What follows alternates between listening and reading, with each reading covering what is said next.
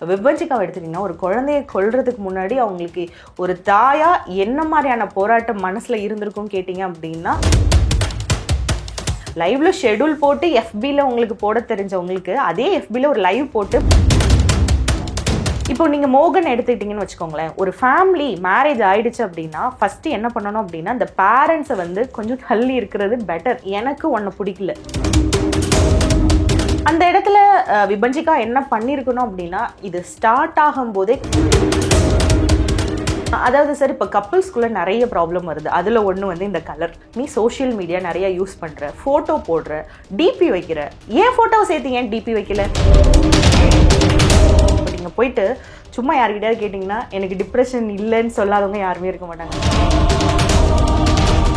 புதிய சிந்தனை நேயர்களுக்கு வணக்கம். இன்றைய சிறப்பு நேர்காணலில் நம்முடைய இணைந்திருக்கும் சிறப்பு விருந்தினர் மனநல ஆலோசகர் திரு காயத்ரி பாண்டியராஜன் அவர்கள். மேடம் வணக்கம். வணக்கம். எப்படி மேடம் இருக்கீங்க? நல்லா இருக்கேன். ரிதன்யாவை தொடர்ந்து அதுக்கப்புறம் இங்கே கோயம்பேடு கவிதா உயர்நீதிமன்ற வழக்கறிஞரை தொடர்ந்து இப்போ வந்து ஜார்ஜியாவில் ஒரு சம்பவம் நடந்திருக்கு. கேரளா பொண்ணுக்கு கிட்டத்தட்ட தனக்கு பிறந்த 1.5 வயது குழந்தையை கொன்னுட்டு அவங்களும் தற்கொலை பண்ணியிருக்காங்க. இந்த சம்பவத்தை நீங்கள் எப்படி மேடம் பார்க்குறீங்க? அதாவது சார், இப்போ இருக்க ஜென்ரேஷனில் இப்போ இருக்க பெண்கள் வந்து எந்த இடத்துல லேக் ஆகுறாங்கன்றது யாராலுமே கணிக்க முடியல. ரொம்ப டிப்ரெஷன்றாங்க, ஸ்ட்ரெஸ்ஸுன்றாங்க. நல்ல படித்த பொண்ணுங்களாக தான் இருக்காங்க. எல்லாத்தையுமே வந்து இப்போ நார்மலாக நம்மளால் ஹேண்டில் பண்ண முடியும். ஆனால் ஹேண்டில் பண்ண முடியாத ஒரு சிச்சுவேஷனுக்கு தள்ளப்படுறாங்க அப்படின்னா அவங்களோட எக்ஸ்டர்னல் சோர்ஸ், அதாவது அவங்கள சுற்றி இருக்க என்விரான்மெண்ட் வந்து அவங்கள ரொம்ப அஃபெக்ட் பண்ணுதுன்னு தான் நம்ம எடுத்துக்கணும். இப்போ நீங்கள் சொன்னீங்க கவிதா ஹைகோர்ட் வழக்கறிஞர்னு சொல்கிறீங்க. அவங்க எத்தனை கேஸ் பார்த்துருப்பாங்க, எவ்வளோ விஷயங்கள் பண்ணியிருப்பாங்க. ஆனால் அவங்களுக்கே ஒரு இடத்துல டிப்ரெஷன் ஆகுது, நம்ம சூசைட் பண்ணிக்கிட்டா எல்லா ப்ராப்ளமும் ஓகேவா ஆயிடும்னு நினைச்சிருக்காங்களா, அந்த இடம் தான் லேக் ஆகுது. அப்போ அதுக்கு காரணம் அவங்கள சுற்றி இருக்கிற என்விரான்மெண்ட்டை அவங்களால ஹேண்டில் பண்ண முடியாத ஒரு சூழ்நிலை தான். ஏன் ஹேண்டில் பண்ண முடியல அப்படின்னு கேட்டிங்க அப்படின்னா, இப்போ இருக்கிறவங்க நிறைய விஷயத்த யோசிக்கிறாங்க, நிறைய விஷயங்கள் மைண்டுக்குள்ளே ஓடிட்டே இருக்கு. இப்போ நீங்கள் போயிட்டு சும்மா யார்கிட்டயாவது கேட்டிங்கன்னா எனக்கு டிப்ரெஷன் இல்லைன்னு சொல்லாதவங்க யாருமே இருக்க மாட்டாங்க. நான் டிப்ரெஷனாக இருக்கேன், ஸ்ட்ரெஸ்ஸாக இருக்கேன், எனக்கு ஒரு பதட்டமாக இருக்குது, ஓவர் திங்கிங்காக இருக்குது, தூக்கம் வரல, இதெல்லாம் சொல்கிறாங்க. பட் இதெல்லாம் எந்த அளவுக்கு மனநலத்தை பாதிக்குதுன்ற விழிப்புணர்வு இங்கே யாருக்குமே இல்லை. இல்லை, ஏதோ ஒரு விஷயத்தில் லாக் ஆயிடுறல அப்படி மேடம். என்னன்னா சார், இப்போ வந்து பார்த்தீங்கன்னா, இப்போ ரிதன்யாவை எடுத்துக்கிட்டிங்கன்னு வச்சுக்கோங்களேன். ரிதன்யாவோட முக்கியமான விஷயம் 27 வயசு தான் அந்த பொண்ணுக்கு. நல்ல படித்த பொண்ணு, நல்ல ஃபேமிலி பேக்ரவுண்ட்லேருந்து வந்த பொண்ணு. ஆனாலும் அந்த பொண்ணு எந்த இடத்துல லேக் ஆகுறாங்கன்னு கேட்டிங்கன்னா, அவங்களோட ஃபேமிலி, இந்த ஃபேமிலி, இந்த எமோஷனல் கனெக்டிவிட்டி இருக்குல்ல, அது ஒருத்தவங்கள ஈஸியாக அதை செதைச்சிடும். அதாவது எங்கள் அப்பா கஷ்டப்படக்கூடாது, ஏன் அம்மா கஷ்டப்படக்கூடாது அப்படின்னு நினச்சிட்டு அவங்களே ஓவர் திங்க் பண்ணிட்டு இருக்காங்கல்ல, அதுதான் அவங்க லேக் ஆகுற விஷயம். அதாவது எமோஷ்னலி டிபெண்ட் ஆகிட்டோன்னு வச்சுக்கோங்களேன், நம்மளால வெளியில் வர முடியாது. அந்த எமோஷனல் டிபெண்டன்ஸ் தான் ஒருத்தவங்கள என்ன பண்ணும் அப்படின்னா நத்திங் அப்படின்ற ஒரு சூழ்நிலைக்கு கொண்டு வரும். இப்போ இந்த விபஞ்சிகா மேட்டரில் கிட்டத்தட்ட 2020 கல்யாணம் ஆயிருக்கு. 5 வருஷம் ஃபேமிலியாக குடும்பம் நடத்திருக்காங்க. ஆனா இப்போ வந்து 5 வருஷமா கடந்து இப்போ ஏன் மட்டும் தற்கொலை பண்ணிக்கணும் கேட்டீங்கன்னா சார், அந்த பொண்ணு வயசு 1.5 வயசு ஆகுது குழந்தைக்கு. அப்ப என்ன நினைச்சிருப்பாங்கன்னா, நானே இவ்வளவு கஷ்டப்படுறேன், இப்ப என் பொண்ணு எந்த அளவுக்கு கஷ்டப்படுவா அப்படின்ற ஒரு சூழ்நிலை வந்துச்சுன்னு வச்சுக்கோங்களேன். அப்போ என் குழந்தைய நான் காப்பாற்றணும். ஒரு 32 இயர்ஸ் ஆகுது அந்த குழந்தைக்கு, என் குழந்தைய நான் காப்பாற்றணும். 32 இயர்ஸ் ஆகுது அந்த அம்மாவுக்கு. என் குழந்தை 1.5 வயசு தான். அடிச்சதை பார்த்துருக்கோம் அந்த குழந்தை, திட்டினதை பார்த்துருக்கோம் அந்த குழந்தை, பயந்துருக்கும், ஒரு கட்டத்துக்கு மேல நைட்ல எந்திரிச்சு அழுதுருக்கும். அதெல்லாம் ஒரு அம்மாவா பார்க்கும்போது இந்த லைஃப் வேண்டாம். மற்றபடி அவங்க வேற விஷயத்தை யோசிக்கிற முன்னாடி அவங்க குழந்தை, அதுவும் ஒரு எமோஷனல் டிபெண்டன்ஸ் தான். அதே விபஞ்சிகா என்ன பண்ணியிருக்கலாம்னா, குழந்தைய வெளியில கூட்டிட்டு வந்து இந்தியாவுக்கு வந்து சிங்கிள் மதரா வாழ்ந்துருக்கலாம். பட் ஆனா அவங்களால முடியல. என்ன காரணம்னா, நம்மளுக்கு இனிமே யாருமே இல்லை, நம்ம சொல்றதை கேட்கறதுக்கும் நம்மளுக்கு ஹெல்ப் பண்றதுக்கும் யாருமே இல்லை அப்படின்ற ஒரு சூழ்நிலைக்கு அவங்க வந்து அவங்களே தள்ளிக்கிறாங்க. அதுக்கு காரணம் செல்ஃப் அவேர்னஸ் இல்லை.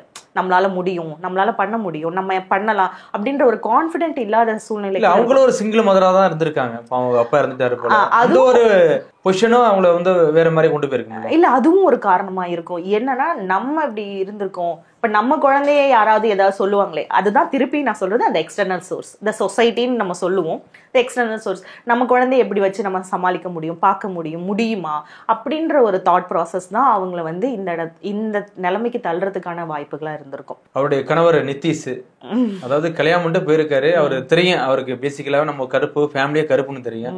ஒரு சிகப்பான ஒரு பொண்ணாத கல்யாணம் பண்ணி போயிருக்காரு. ஆனா அதை வச்சு அந்த விபஞ்சிகாவை டார்கெட் பண்ணியிருக்காரு. எப்படி மேடம்? அதாவது சார், இப்போ கப்பிள்ஸ்குள்ள நிறைய ப்ராப்ளம் வருது. அதுல ஒன்று வந்து இந்த கலர். இப்போ நம்ம ஃபேமிலி கவுன்சிலிங் பார்க்கும்போதுமே ஒன்று சந்தேகத்தில் தான் ஃபஸ்ட்டு ஆரம்பிக்குதே அந்த லைஃபே. நீ வந்து கலராக இருக்க, நீ சோஷியல் மீடியா நிறைய யூஸ் பண்ணுற, ஃபோட்டோ போடுற, டிபி வைக்கிற, ஏன் ஃபோட்டோவை சேர்த்து ஏன் டிபி வைக்கல அப்படின்ற கொஸ்டின்ஸ்லாம் இப்போ வருது. அப்போ நான் கருப்பாக இருக்கேனா அப்படின்ற ஆரம்பிக்கிற அந்த கணவர்கள் என்ன பண்ணுறாங்க அப்படின்னா, அதுக்கப்புறம் அந்த சந்தேக குணம் அவங்களுக்கு அதிகமாகி அதை வேறு மாதிரி கொண்டு போயிடுறாங்க. இப்போ டிபி வைக்காததுக்குள்ள நீங்க பிரச்சனை வருமானு கேட்டீங்கன்னா, நம்மள கேட்டா அப்படிலாம் ஒரு பிரச்சனை வருமானு தோணும். ஆனா அப்படிதான் பிரச்சனை வருது.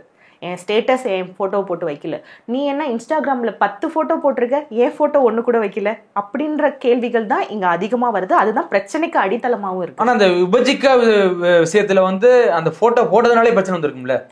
நீ போட்டோ போட்டிருக்க, நீ ரொம்ப கலரா இருக்க, அழகா இருக்க, ஆனா நான் கருப்பா இருக்கேன், நீ எல்லாம் கிண்டல் பண்றாங்க அப்படின்னு கூட சொல்லியிருப்பாங்கல்ல. கண்டிப்பா சொல்லியிருப்பாங்க. அந்த மாதிரி ஒரு 5 வருஷம் லைஃப்ல அந்த மாதிரி ஒரு கான்வர்சேஷன் வராமலாம் அவங்க ஓட்டியிருக்கவே முடியாது. அதெல்லாம் வந்திருக்கும். அது சந்தேகமா மாறி இருக்கும்.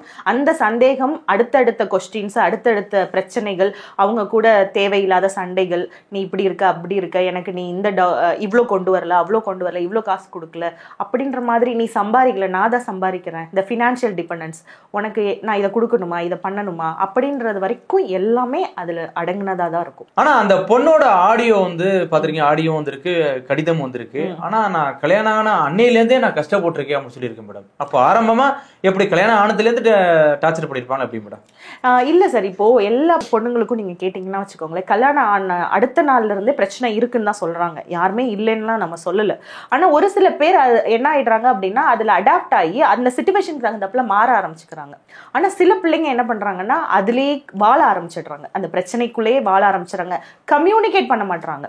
இப்போ ஒரு மாமியார் வீட்டுக்கு போறோம், ஒரு ஹஸ்பண்ட் இருக்காரு, ஹஸ்பண்ட் கிட்ட நம்ம சொல்லுவோமே அப்படின்றத சொல்ல மாட்டேங்கிறாங்க. இல்ல நம்ம அம்மா அப்பா கிட்ட சொல்லுவோம், இப்படி இருக்குமா அப்படி இருக்குமா. ஆனா என்னன்னா, நம்ம டிபிக்கல் இந்தியன் பேரண்ட்ஸ் என்ன பண்ணிடுறாங்கன்னா, அட்ஜஸ்ட் பண்ணிப்போ. அந்த அட்ஜஸ்ட்மெண்ட்ன்ற வேர்டை இப்ப யாராலையும் அக்செப்ட் பண்ணிக்க முடியல. எவ்வளவு அட்ஜஸ்ட் பண்றது, இதுக்குதான் நான் படிச்சேனா, இதுக்குதான் நான் பண்ணனா அப்படின்ற மாதிரி ஒரு சூழ்நிலைக்கு தள்ளப்படுறாங்க.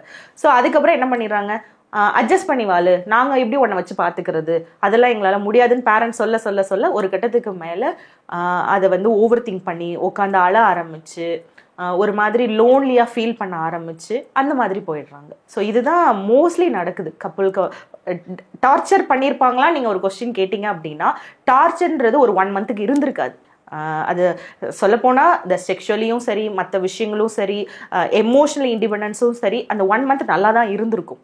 ஓகேங்களா. அதுக்கப்புறம் தான் என்னன்னா, அப்படியே க்ரோ அப் ஆகி டெவலப் ஆகி அதுக்கப்புறம் பிரச்சனைகளை கொண்டு போய் நின்றுருக்கும். இல்ல உண்மையிலே இது வந்து அந்த அதாவது எப்படி சொல்லுவாங்க, செய்முறை சேதாரா, நீ இவ்வளவு கொண்டு அவ்வளவு கொண்டு வா, அந்த இஷ்யூ தான் இருக்குமா?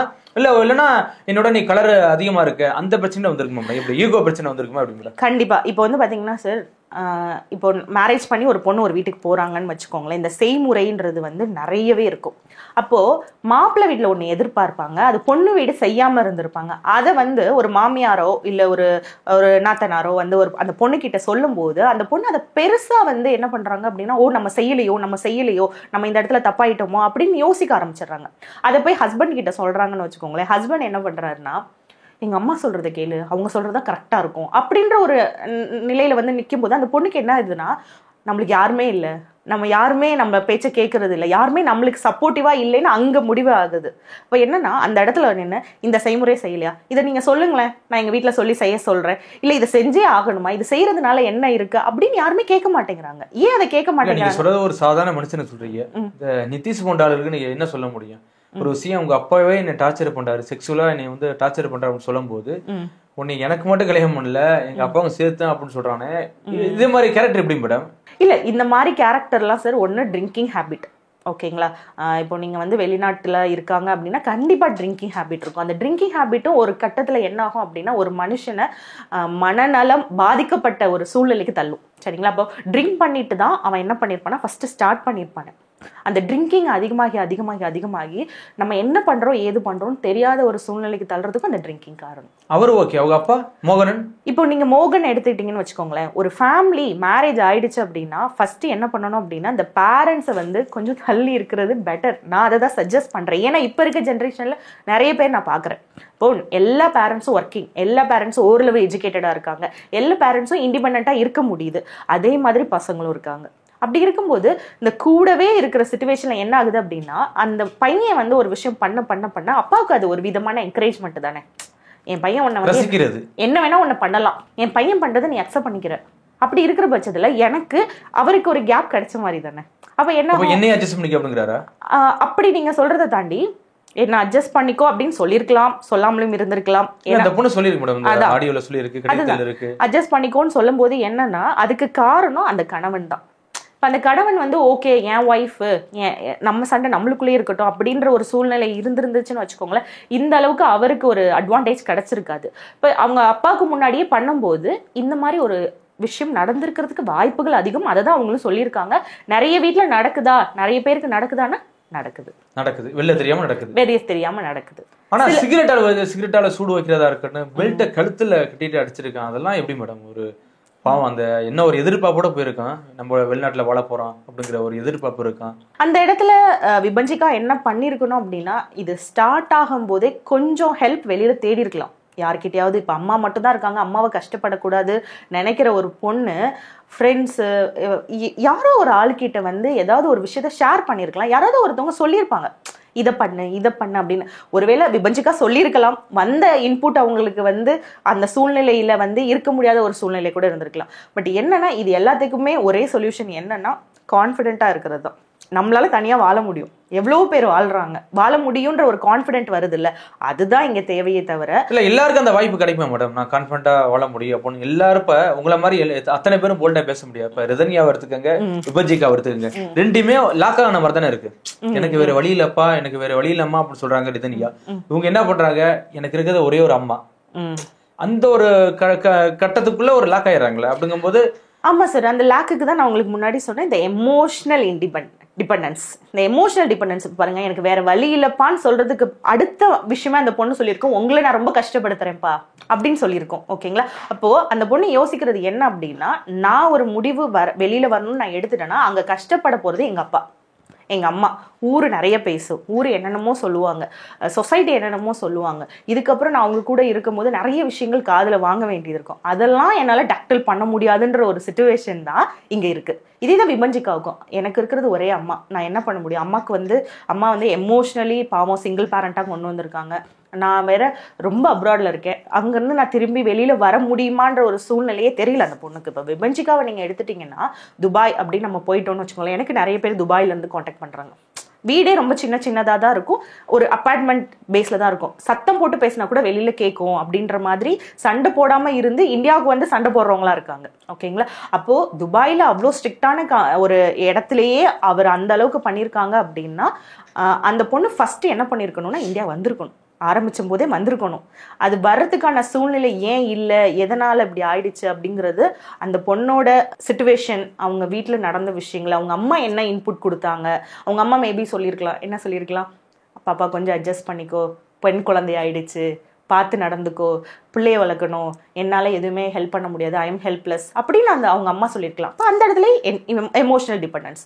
சரி, அம்மாவையும் கஷ்டப்படுத்த வேண்டாம், என் குழந்தையும் கஷ்டப்படுத்த வேண்டாம், அதுக்கு நான் இல்லாம போயிட்டா எல்லாம் சரியாயிடும்ல அப்படின்ற ஒரு கட்டத்துக்கு தான் அவங்க வராங்க. தனக்கு பிறந்த குழந்தையும் வேண்டாம், நம்மளுக்கு அந்த குழந்தை கஷ்டப்படுது. அம்மா இப்போ நீங்க யோசிச்சு, அந்த குழந்தையும் டார்ச்சர் பண்ணிருக்காங்க மேடம், அப்பனும் மகனும் சேர்ந்து அந்த குழந்தையும் டார்ச்சர் பண்ணிருக்காங்க. எப்படி மேடம் டார்ச்சர் பண்ணிருப்பாங்க? ஒருவேளை குழந்தையும் அழகா இருக்கு அப்படின்னு நினைச்சு டார்ச்சர் பண்ணிருப்பாங்க. எப்படி மேடம் அந்த குழந்தை என்ன தெரியும், 1.5 வயசு குழந்தை என்ன? இல்ல சார், அது பேரு டார்ச்சர் அப்படின்னு என்ன ரீசன்னா, எனக்கு உன்னை பிடிக்கல, அப்போ உன் பிள்ளைய எனக்கு பிடிக்காது, உனக்கு பிறந்ததே எனக்கு பிடிக்கல. ஏன்னா இப்போ நீங்க டிவோர்ஸ் கேஸ் எல்லாம் பாத்தீங்கன்னா, குழந்தை வந்து நிறைய அப்பாக்கள் வந்து டிவோர்ஸ் ஆகும்போது என் குழந்தை என் கூட இருக்கணும்னு நினைக்கிறாங்க. ஆனா ஒரு சிலவங்க ஓகே வேண்டாம், நீ பார்த்துக்கோ, என்ன வேணா பண்ணிக்கோ அப்படின்ற, பிகாஸ் ஆஃப் அவங்களுக்கு நிறைய காரணம் இருக்கலாம். எக்ஸ்ட்ரா மேரிட்டல் அஃபயர்ஸ் இருக்கலாம், வேற யாரு கூடயாவது அவங்களுக்கு தொடர்பு இருக்கலாம், இல்லை இந்த லைஃப்லேருந்து வெளியில வர்றதுக்கு என்ன பண்ண முடியுமோ அதை பண்ணலாம், என்ன வேணா இருக்கலாம். அப்போ அந்த குழந்தைன்றது அவங்களுக்கு குழந்தை அப்படின்றத தாண்டி குழந்தை தானே அப்படின்ற ஒரு சிச்சுவேஷன் தான். குழந்தைய ரசிக்க தெரியாதவர்களா தான் இருப்பாங்க கண்டிப்பா. இந்த நிதிஷ் பாத்தீங்கன்னா ஆரம்பத்திலே வெளியில ஒரு அஃபேர் இருந்திருக்கு, வெளியில நிறையப்பட்ட பெண்களோட. சோ அதோட வெளிப்பாடு கூட இப்ப குழந்தை இருக்கலாம், கண்டிப்பா இருக்கலாம். அந்த டார்ச்சரோட அந்த பண்ணிருக்கலாம்ல, நீ போ, ஒன்னும் வந்த வரதட்சணை மட்டும் எனக்கு போதும், நீ கொண்டு வந்த பணம் நகை மட்டும் போதும், நீ வேண்டாம் அப்படின்னு கூட டார்ச்சர் பண்ணிருக்கலாம். வாய்ப்புகள் இருக்கு, எக்ஸ்ட்ரா மேரிட்டல் அஃபயர்ஸ்ல அதெல்லாம் வாய்ப்புகள் நிறையவே இருக்கு. இந்த குழந்தைய கொல்லும் போது எப்படி இருந்திருக்கு அந்த தாய்க்கு ஒரு தருணம் எப்படி இருந்திருக்கும்? இப்போ நான் ரீசெண்டா ஒரு விஷயம் கேள்விப்பட்டேன். ரொம்ப புதுக்கோட்டையில் வந்து பார்த்தீங்கன்னா ரொம்ப ரிமோட் வில்லேஜ் அது. ஓகேங்களா, ஒரு அம்மா ஒரு குழந்தைக்கு வந்து 3 வயசு வரை பேச்சு வரல. ஒரு குழந்தைக்கு 3 வயசு வரை பேச்சு தான் வரல. அதுக்கு என்ன பண்ணிட்டாங்கன்னா, அம்மா எல்லாரும் சொல்லியிருப்பாங்க போல, என்ன உன் பிள்ளை பேச மாட்டேங்குது. உடனே அவங்க அம்மா என்ன பண்ணியிருக்காங்கன்னா, இறந்து போயிடலாம், தற்கொலை பண்ணிக்கலாம்னு அந்த குழந்தைய கூட்டிக்கிட்டு வயல்ல இருக்க ஒரு கிணத்துல போய் குதிச்சிட்டாங்க. எப்படின்னா ஷாலை கட்டிட்டு குதிச்சிட்டாங்க குழந்தைய. ஓகேங்களா, அதுக்கப்புறம் தான் அந்த அம்மாக்கு தெரியும், அந்த அம்மாவுக்கு நீச்சல் தெரியும். குழந்தை இறந்துட்டு சரிங்களா, எந்திரிச்சு வந்து காப்பாத்திட்டாங்க, அந்த பொண்ணை காப்பாத்திட்டாங்க. அதுக்கப்புறம் இன்ன வரைக்கும் அந்த கில்ட் அந்த பொண்ணுக்கு போகவே இல்லை. ஒரு மாதிரி அந்த டிப்ரெஷன்லேயே தான் இருக்காங்க. ஒருவேளை அவங்க என்ன நினைச்சாங்கன்னு தெரியல, பட் என்ன நடந்துச்சுன்றதை இன்ன வரைக்கும் அவங்களால ரியலைஸ் பண்ணவே முடியல. ஆனா கேட்கும்போது என் குழந்தைய யாரும் தப்பா பேசக்கூடாது, அதனால நான் பண்றேன்றாங்க. ஓகேங்களா, இப்போ விபஞ்சிகாவை எடுத்துட்டீங்கன்னா, ஒரு குழந்தைய கொல்றதுக்கு முன்னாடி அவங்களுக்கு ஒரு தாயா என்ன மாதிரியான போராட்டம் மனசுல இருந்திருக்கும் கேட்டீங்க அப்படின்னா, லிட்ரலி ஓகே நான் வந்து என் பிள்ளையும் இருக்க போறதில்ல, நானும் இருக்க போறதில்ல, அந்த சந்தோஷம் தான் இருந்திருக்குமே தவிர, பட் அந்த கில்ட் வந்து அவங்களுக்கு ரொம்ப அதிகமாக தான் இருந்திருக்கும். துடிச்சிருக்கணும் மேடம். கண்டிப்பா தானே வச்சு அமுக்கும் போது அந்த குழந்தையா தான் அது எப்படி அந்த தைரியம் எப்படி மேடம் ஒரு பெண்ணுக்கு? அது தைரியம் கிடையாது சார், அது பேர் தைரியம் கிடையாது. அது ஒரு விதமான என்ன சொல்றது அப்படின்னா, எல்லாமே முடிஞ்சு போச்சு, இதுக்கப்புறம் நம்மளுக்கு ஒண்ணுமே இல்லைல்ல, அப்போ இந்த விஷயத்த நம்ம பண்ணிட்டோம் அப்படின்னா எல்லாமே செட்டில் ஆயிரும்ன்ற ஒரு நம்பிக்கை. அது தைரியம் கிடையாது. எனக்கு எல்லாமே செட்டில் ஆயிடும் அப்படின்ற ஒரு நம்பிக்கை தான் அவங்களுக்கு அதிகமா இருந்திருக்கும். இப்போ அந்த குழந்தைய பண்ண அவங்க ரொம்பலாம் காலம் தாழ்த்தி இருக்க மாட்டாங்க, உடனே அவங்களோட முடிவை அவங்க எடுத்திருப்பாங்க. ஸோ அதுதான் அங்கே நடந்திருக்கிறதுக்கான. ஆனால் ஆல்ரெடி எல்லாம் ரெடியாக செட் பண்ணி வச்சிருக்காங்க. அவங்களுடைய ஃபேஸ்புக் ஐடியில் வந்து இத்தனை மணிக்கு பப்ளிஷ் ஆகணும், இந்த டைமிங் உள்பட நான் செத்ததுக்கு அப்புறம் இது கரெக்டாக பப்ளிஷ் ஆகணும்னு சொல்லி ஷெடியூல்லாம் போட்டு வச்சிருந்து கரெக்டாக குழந்தைங்க கூட்டா அவங்களும் சவரம். அது எப்படி மேடம் வந்து? இல்லை, எனக்கு அங்கதான் ஆச்சரியம் என்னன்னா, ஒருத்தவங்களுக்கு தெரியப்படுத்தணும்னு இவ்வளோ பண்ணியிருக்க விபஞ்சிகா இன்னும் கொஞ்சம் யோசிச்சிருக்கலாமே. அதே விஷயத்த அவங்க நிதிஷோ இல்லை மோகனோ இல்லாத பட்சத்தில் ஒரு லைவா போட்டிருந்தா எத்தனையோ பேர் உங்களுக்கு வந்து ஹெல்ப் பண்ணியிருப்பாங்க. ஆனால் அந்த தைரியம் வரல அப்படின்னு நம்ம கேட்டோம் அப்படின்னா, அந்த இடத்துல எனக்கு வேண்டாம் எதுவுமே, எனக்கு எதுவுமே வேண்டாம், நான் நிறைய கஷ்டப்பட்டுட்டேன், என் கஷ்டம். தனியாக இருக்கும்போது நீங்கள் பார்த்தீங்கன்னா சார், அவங்க தனியாக இருக்காங்க, குழந்தைய வச்சுட்டு இருக்கும்போது அவங்களுக்கு என்னன்னா, ஐயோ அவங்க வீட்டுக்கு வர போகிறாங்களே, அடுத்து என்ன நடக்க போகுதோ, இதுக்கப்புறம் என்ன ஆக போகுதோ, என்ன பண்ணுவாங்க, மாமனார் என்ன பண்ணுவான், அந்த மாதிரி ஒரு தாட் வரும்போது அந்த ஒரு 10 நிமிஷம்ன்றது அவங்களுக்கு கடைசி ஓகே முடிச்சிடலாம் அப்படின்ற ஒரு தாட்டு தான் இருந்திருக்கும். பட் அது இனிமே யாருக்கும் அது இருக்கக்கூடாது. காரணம் என்னன்னா, லைவ்ல ஷெடியூல் போட்டு எஃபில உங்களுக்கு போட தெரிஞ்சவங்களுக்கு அதே எஃபில ஒரு லைவ் போட்டு மற்றவங்களுக்கு சொல்லியிருக்கலாம், இந்த மாதிரி எனக்கு நடக்குது, இந்த மாதிரி. ஏன்னா நீங்க துபாயிலலாம் போயிட்டீங்க அப்படின்னா சூசைடுன்றது கிரிமினல். ஆமா, இப்போ நம்ம இந்தியாவில் இப்போதான் மாற்றிருக்காங்க அது கிரிமினல் இல்லைன்னு. ஆனால் சுதாரில் அது கிரிமினல். ஒருத்தவங்க உள்ள சூசைட் பண்ணிக்கிட்டாங்கன்னா அவங்களுக்கு இம்ப்ரெஸ்மெண்ட் வந்து பார்த்தீங்கன்னா 1 month உள்ள எங்கே இருக்காங்கன்னே தெரியாது. அந்த அளவுக்கு இருக்கும்போது அந்த கண்ட்ரியில் இந்த மாதிரி ஒரு சிச்சுவேஷனுக்கு அவங்க ஈஸியாக ஹேண்டில் பண்ணியிருக்கலாம். போலீஸ் கால் பண்ணி தான் வந்து காப்பாற்றிருக்காங்க. கண்டிப்பாக அதெல்லாம் அங்கே நிறையவே துபாயிலலாம் வந்து பார்த்தீங்கன்னா உடனே ஆக்ஷன் உடனே எடுப்பாங்க. பட் இப்போ ரிதன்யாவும் விபஞ்சிகாவும் ஒரே தப்பு தான் பண்ணியிருக்காங்களே. ஏன்னா 2 பேருமே போல்டாக முடிவு எடுத்திருக்காங்க சாக போகிறோன்னு. ஆனால் அது தெளிவாக எடுத்திருக்காங்களா எப்படி மேடம்? ஏன்னா அவங்களும் முன்னாடியே நான் சாக போறேன்னு சொல்லிட்டு கிட்டத்தட்ட 1 மணி நேரம் பேசி போராட்டத்துக்கு அப்புறம் இறந்துருக்காங்க. வாய்ஸ் எல்லாம் போட்டிருக்காங்க, யாராவது வந்து கேட்டால் கூட சொல்லுங்க அப்படின்னு. இதுலேயும் பார்த்தீங்கன்னா தெளிவாக வந்து ஷெடியூல் போட்டு செத்துருக்காங்களா எப்படி மேடம்? அது பேர் தெளிவு கிடையாது சார், பிளான் பண்ணியிருக்காங்க. அதாவது இதுக்கப்புறம் நம்மளோட ப்ரெசன்ஸ் இங்கே கிடையாது, நம்மளால இங்கே யாருமே கஷ்டப்பட போகிறது கிடையாது, நம்மளையும் யாரும் கஷ்டப்படுத்த போகிறது கிடையாது அப்படின்ற ஒரு பிளான் தான் அவங்க. ஆனால் அந்த பிளான் போடுறதுக்கு முன்னாடி அவங்க மனநல போராட்டம் அதிகமாக தான் இருந்திருக்கும். நம்ம எப்படி பண்ண போகிறோம் ஏது. ஏன்னா நான் அந்த வீடியோ பார்க்கும்போது ரிதன்யா வந்து பார்த்தீங்கன்னா காரை வந்து ஒரு இடத்துல பார்க் பண்ணிவிட்டு அதுக்கப்புறம் பண்ணியிருக்காங்க. இப்போ என்னோட தாட் ப்ராசஸில் வந்து பார்த்தீங்கன்னா ஒரு பொண்ணு வந்து கார் ஓட்டுறாங்க அப்படின்னா அந்த பொண்ணுக்கு தைரியம் அதிகம். ஓகேங்களா, அவ்வளோ ஈஸியாக இப்போ நிறைய பேர் ஓட்டுறாங்க, அவங்க எல்லாருமே ஒரு தைரியத்தோடு தான் இங்கே இது பண்ணுறாங்க. அப்படி இருக்கும்போது ஒரு காரை பார்க் பண்ணிட்டு நான் வந்து இந்த விஷயம் பண்ணணும்னு நினச்ச ரிதன்யா என்ன பண்ணியிருக்கலாம்னா, அந்த இடத்துல அவங்க ஸ்டாப் பண்ணியிருக்கலாம், அந்த பிளானே ஸ்டாப் பண்ணியிருக்கலாம். பட் அந்த பிளான் வந்து இதை பண்ணணும் இப்படி பண்ணாதான் அவங்க அஃபெக்ட் ஆவாங்க அப்படின்றத ஒரு பிளானோட தான் அவங்க கொண்டு போயிருக்காங்க. இது பேர் வந்து பிளான் தான். விபஞ்சிகாவும் பிளான் தான், இவங்களும் பிளான் தான். இப்போ நீங்கள் லோகேஸ்வரி பொன்னேரியில் எடுத்துட்டீங்கன்னு வச்சுக்கோங்களேன், அந்த பொண்ணு பார்த்தீங்கன்னா 27 years old. அவ கல்யாணம் பண்ணி வச்சவங்க பார்த்தீங்கன்னா 37 years old. 10 வருஷம் வித்தியாசம். இப்போ நீங்கள் பொன்னேரியை ஒரு லிட்ரலி ஒரு கிராமத்துல இருந்து ஒரு பொண்ணை கல்யாணம் பண்ணி வச்சிருக்காங்க அப்படின்னா அது வேற மாதிரியான டிஃப்ரெண்ட். ஏன்னா ஒரு ஹவுஸ் ஹோல்ட் திங்ஸ் வாங்கி வைக்கல, சவரன் 10 சவரன் போடுறேன்னு சொல்லிருக்கீங்க, 5 சவரன் போட்டிருக்கீங்க அப்படின்னு ஒரு 37 இயர்ஸ் ஓல்டு ஒரு பையன் வந்து 3 நாள்ல கேட்கும் போது அந்த பொண்ணால எடுக்க முடியல அப்படின்னா அந்த பொண்ணு எடுத்தது ஓகே அவ்வளவுதான், கல்யாணம் ஆயிடுச்சு 3 நாள் ஆகுது, இதுக்கப்புறம் நம்மளால இருக்க முடியாது, இந்த லைஃப் முடிஞ்சு போச்சு அப்படின்னு எடுத்தது. அது வந்து சடனா எடுத்திருக்கிறதுக்கான வாய்ப்புகள். இவங்க 2 பேரும் பிளான் பண்ணி ஓகே இது எல்லாத்துக்கும் தெரியப்படுத்தணும், நம்மளோட மேபி நம்மளோட இறப்பு வந்து மற்றவங்களுக்கு ஒரு அவேர்னஸாக இருக்கணும் அப்படின்றதுக்காக கூட அவங்க எடுத்திருக்கலாம். இப்போ இந்த எஜுகேட்டட் உமன் நம்ம சொல்கிறோம்ல, அந்த எஜுகேட்டட் உமன் பண்ணுற விஷயம் என்னன்னா நம்மளோட தற்கொலை வந்து இன்னொருத்தவங்களுக்கு அவேர்னஸாக இருக்கணும், இன்னொருத்தவங்க இந்த மாதிரி ஒரு விஷயம் வரும்போது அவங்க அதை ஃபேஸ் பண்ணணும், அதுக்கு இது வந்து ஒரு எக்ஸாம்பிள் அப்படின்றதுக்காக கூட இருக்கலாம். கண்டிப்பாக மேடம். மீண்டும் மற்ற நிகழ்வோடு சந்திப்போம். மிக்க நன்றி. வணக்கம் சார்.